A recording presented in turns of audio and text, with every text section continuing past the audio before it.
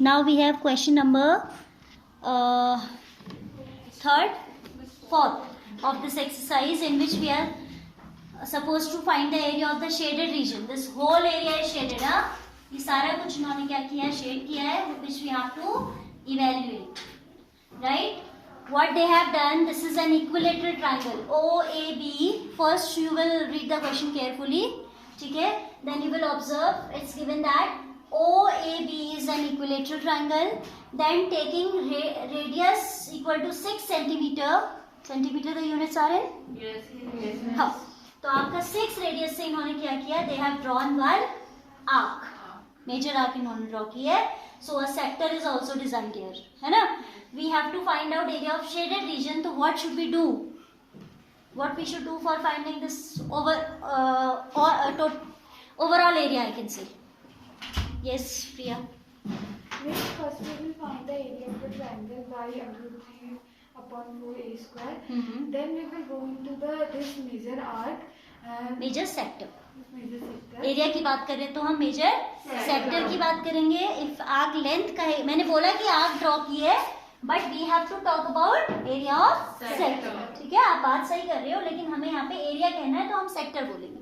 वो मैं सिर्फ ये बोल रही थी कि आर्क ड्रॉ किया. आर्क ड्रॉ करने से क्या बन गया automatically? Sector is being design there, drawn there. ठीक है, continue. Yes. Means in an equilateral triangle the angle is 60 degree or Very good. 60 degree.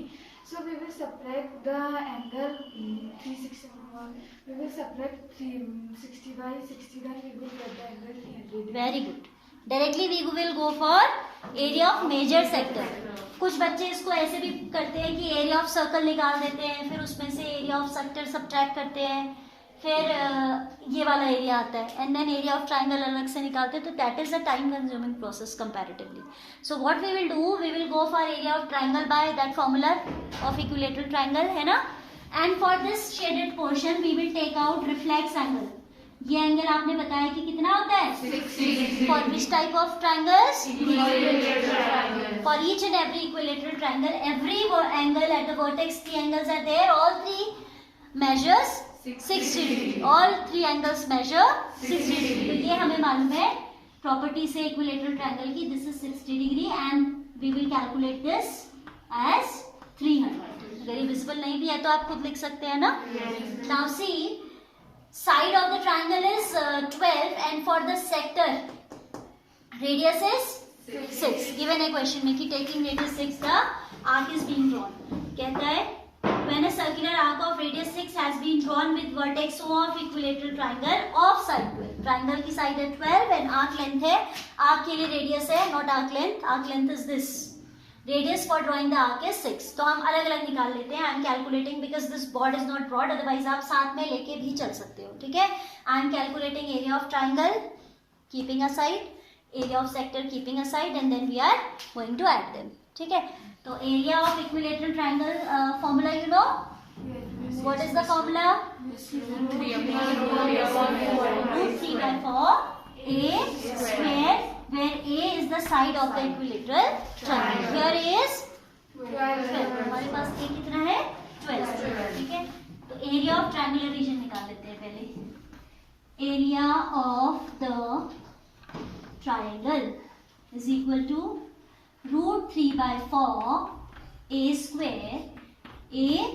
square.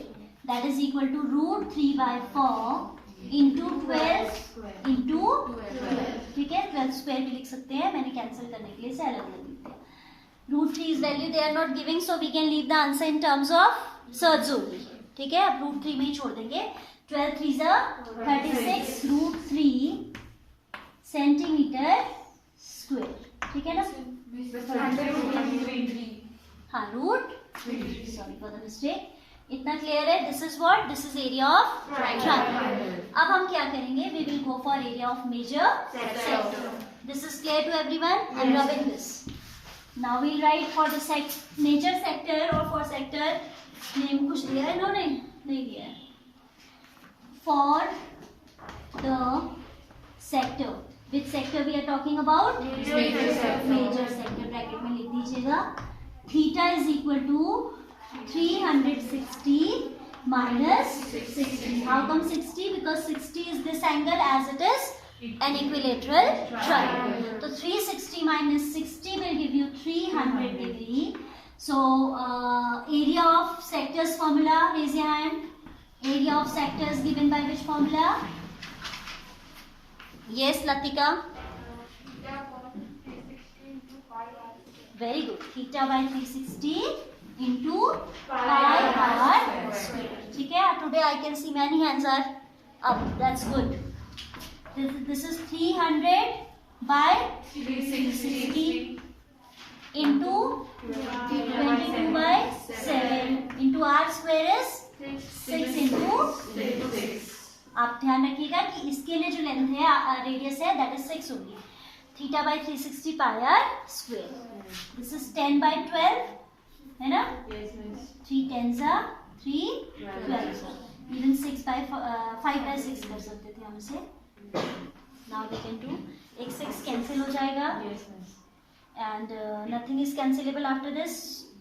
22 5 is 110 into 6 will give you 660 by 7. So net area will be this area plus the previous area. ठीक है. इतना ठीक है ना. ये 22 5 is 110 into 6. ठीक हो गया. Is much is clear? Can be erased? Any question if you have in your mind you can ask. बोलो बेटा. In an isosceles triangle, the perpendicular. It's not isosceles, ना. It's equilateral. Is the perpendicular bisects the third side, and is in equilateral triangle also the perpendicular bisects or not?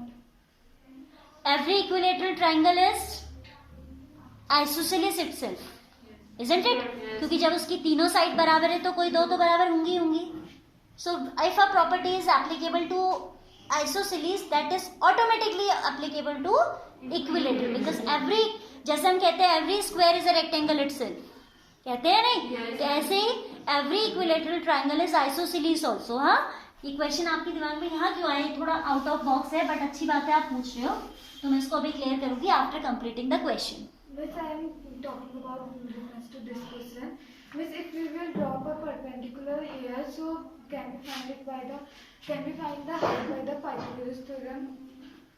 You can find out the hypotenuse by Pythagoras theorem, but you don't need to go so long. आप चाह रही हो कि आप perpendicular निकाल लो इसको 6 लेते हुए, फिर आप हाफ वे साइड लगाओ. इससे अच्छा आप डायरेक्ट फॉर्मूला लगाओ √3/4. बिल्कुल आप कर सकती हो वैसे, क्योंकि आपका जो परपेंडिकुलर होता है इक्विलेटरल ट्रायंगल का, that bisects the opposite side. But you should do the constructions when you are not having any other choice. Otherwise avoid doing constructions. जब आपका काम विदाउट कंस्ट्रक्शन होता है तो आपको कंस्ट्रक्शंस अवॉइड करनी चाहिए. ठीक है. जब डायरेक्ट रास्ता है जाने का तो हम क्यों एक रास्ता नया खोदेंगे, है ना. ठीक है. बट दिमाग में आपकी चीज बिल्कुल सही चल रही है. That is absolutely correct.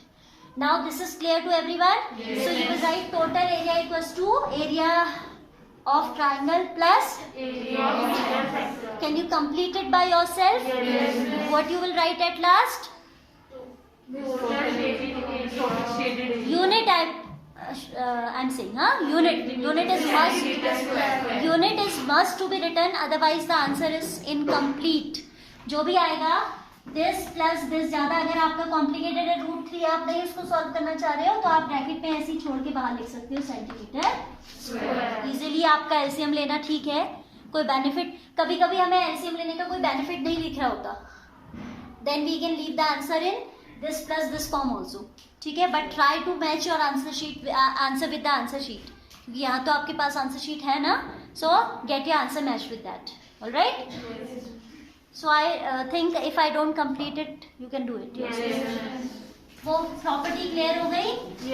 That isosceles में ऐसा होता है, जस्ट अ मिनट.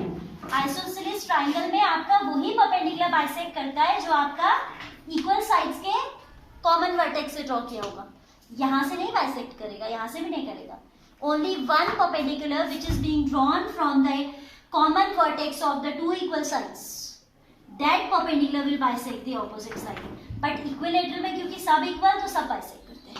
इक्विलेटरल में क्या होता है, सारी ही साइड इक्वल होती है तो किसी भी वर्टेक्स से आप ड्रॉ कर लो. ठीक है. Every equilateral triangle is isosceles itself. वो आइसोसेलेस की सारी प्रॉपर्टीज को होल्ड करेगा. उसकी अपनी एडिशनल प्रॉपर्टीज होंगी, जैसे स्क्वायर में और उसमें होता है आपका रेक्टेंगल में. स्क्वायर अपने आप में एक रेक्टेंगल तो हो ही जाएगा ना, तो वो रेक्टेंगल की सारी प्रॉपर्टीज को कैरी करता है, बट उसकी कुछ एडिशनल प्रॉपर्टी है, like diagonals bisect at right angles. Rectangle में ऐसा नहीं होता, diagonals bisect but not at right angle. जब वो बाइसेक्ट करते हैं, one pair of obtuse angle is created and one of acute. ठीक है, तो कुछ प्रॉपर्टीज स्क्वायर की एडिशनल होती है जो उसको रेक्टेंगल से डिफरेंट बनाती है। ठीक है, so this is clear I think. Okay, you can pack your bag now.